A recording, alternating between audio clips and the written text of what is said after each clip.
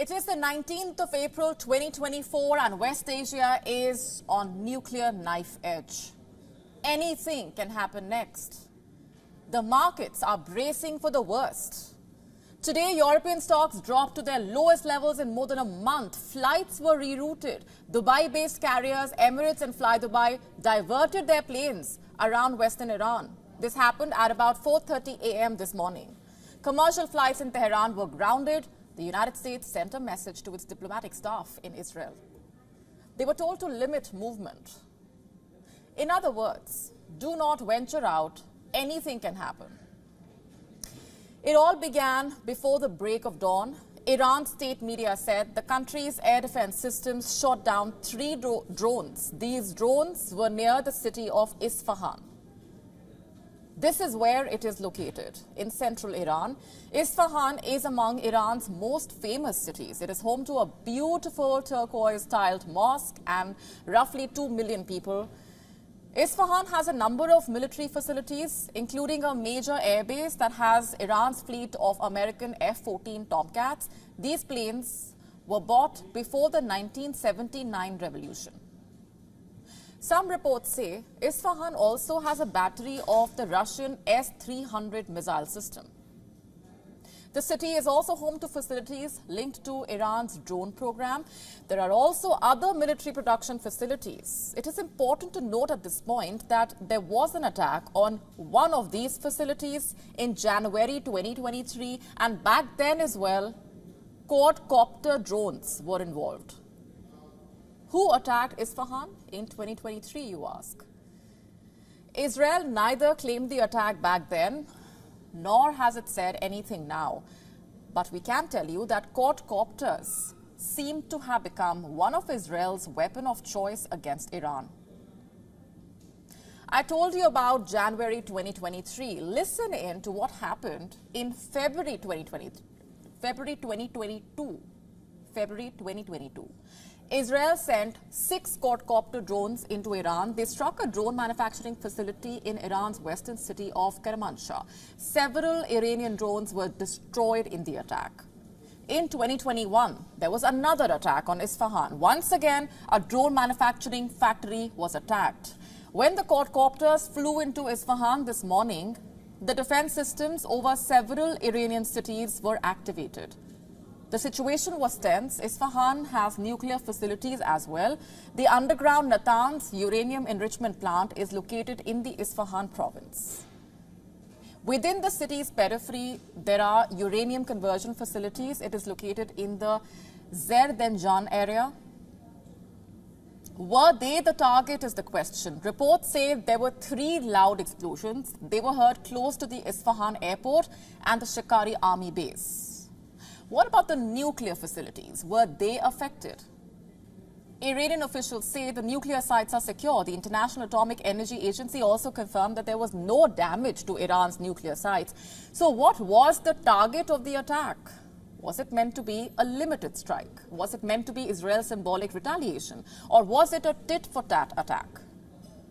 On the 13th of April, Iran's attack damaged Israel's Nevatim airbase, which hosts American F-35 jets. Was Israel trying to show that it also is capable of inflicting damage on an equivalent Iranian base? The airbase in Isfahan, like I told you, has Iranian Air Force F-14 Tomcat fighter jets. They are still the most advanced in Iran's aged fleet. Was Israel trying to tell Iran that it also can strike inside the country? American media reports are quoting an Israeli official as saying the intention was to send a message to Iran. But questions remain. How did Israel get so deep within Iranian airspace? Very interestingly, the U.S. Secretary of State Antony Blinken refused to comment on the development. All that he said, when asked by reporters on the sidelines of the G7 meeting in Italy, is that the United States, quote-unquote, has not been involved in any offensive operation. In fact, Italy's foreign minister, Antonio Tajani, is being quoted as saying that Israel gave the United States a last-minute warning about the attack. So what happens next? Will Iran retaliate? Let me tell you what an Iranian member of parliament wrote on the platform X. Let them know that we are at peak readiness to protect our dear Iran. Yesterday, right before we were going live, we learned that an Iranian commander was threatening to make a nuclear bomb. Ahmad Haqtalab, the IRGC commander in charge of nuclear security, said that Iran is open to reviewing its nuclear doctrine. It's unprecedented. Iran's civil nuclear program has always worried the West, with Western analysts constantly suspecting that Iran could be secretly building a nuclear bomb. Iran's pace of enriching near weapon-grade uranium has not helped. But so far, there has been no indication of Iran actually having made a nuclear bomb. This despite Western experts saying that Iran has everything it needs to build the bomb. Iran has maintained that it does not have a bomb. Also, it does not have the intention of building one, but that when the veil was lifted on the Iran-Israel proxy war, and yesterday in a first we heard an Iranian official openly threatening to build a bomb, this commander, in fact, said that Iran has identified Israeli nuclear sites and will not shy away from attacking them if Iranian nuclear facilities were attacked. And as I speak, the world is bracing for the worst. Lufthansa, Swiss, they've also already suspended flights to Iran. What happens next is the immediate question. Will there be a war? Will Iran retaliate? Like we told you yesterday, Iran is a master of calibrated warfare. It knows that one more fatal mistake can lead to an all-out war. Iran also knows that while it may have the capacity to fight Israel and its allies, once the war ends, Iran's capacity to rearm will be lesser than Israel's. So an all-out war does not help Iran, which is why Iran may not be walking in the direction of escalation. Which also may explain why, apart from a few comments here and there, Iran's top officials really have tried to play down this morning's attack.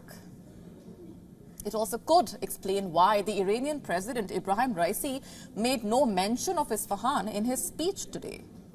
Raisi was in the Iranian province of Semnan. He spoke about local affairs, also about Sunday's attack. Raisi said, and I'm quoting, "Operation True Promise led to authority, unity and cohesion in the country. Today, all political groups and factions believe that this response was necessary and a big honor for the country." But you see, Raisi did not mention Isfahan. The foreign minister of Russia, Sergei Lavrov, has said that he has been in touch with both Israel and Iran, adding, and I'm quoting here, "We told the Israelis that Iran does not want escalation." Point number two, Iran strategically believes in consistent war, not an all-out war. Iran has its axis of resistance, remember. It has proxies in Lebanon, Iraq, Yemen, Syria. Iran has armed them, enabled them to inflict damage upon Israel. Iran can go back to waging a shadow war. It does not need an all-out war. But like we have been telling you, the rules of the game have changed since the April 1 attack on the Iranian consulate in Damascus. So even if an all-out war does not break out, the events of the last 19 days are bound to have an impact on the ground, which is where we come back to Iran's nuclear program. You see, Israel is already a nuclear power. No one has any doubt about that. After this confrontation, after what's happened on and since the 1st of April, Iran will seek to correct the balance. It will become a nuclear power, perhaps. There will not be any more listening to the United Nations or abiding by the rules of the Joint Comprehensive Plan of Action, perhaps. An agreement that's all but dead. Iran could very well shut doors to Western nuclear inspectors. Of course, making a bomb will not be all that easy. For starters, it will be a longer process. But this is the direction that the Iran-Israel conflict is likely to be headed in. West Asia may have escaped an all-out war, but it is the start of something much more dangerous. It is the start of a nuclear race. It is the 19th of April 2024, and West Asia is on nuclear knife edge. Let's now go straight across to our correspondents, Jody Cohen and Susan Tehrani, with us, getting us updates. Coming to you first, Jody, what are you picking up at this point? What is the sense that you're getting? Hi, Molly. So the Prime Minister's office and the Israel Defense Forces have not claimed responsibility for the strikes on the air defense systems in Syria and on the airbase in Iran. But a US official is suggesting to American media that Israel carried out this limited strike. Now, the strike involved small drones, and commentators are suggesting that that's a sign of wanting de-escalation. Mark Dubowitz from the Foundation for the Defense of Democracy said that this was a message, and that the message is that Israel can hit Iran's nuclear facilities and can also penetrate its air defenses, and said that this might mean that Iran decides to stand down. Now, commentators are also suggesting that it appears that the reported strike was possibly designed in a way that Iran could save face. Iran could claim no real damage was caused and that it shot down 3 drones, and also in a way that Israel could send a message while potentially avoiding an escalation. And an anonymous senior Iranian official has said that there's no immediate plans for a retaliation against Israel. But remember, Iran had warned of a massive response if Israel launched even the tiniest invasion. There seems to be calm in Israel. You can see the streets are very quiet behind me. That's also because people are preparing for the Sabbath. People don't appear to be nervous. From people I've been speaking to today, they don't appear to be nervous about an immediate Iranian retaliation. Right. Susan, what are the reactions that you've been getting in, and what are you picking up at this point as far as America's positioning is concerned?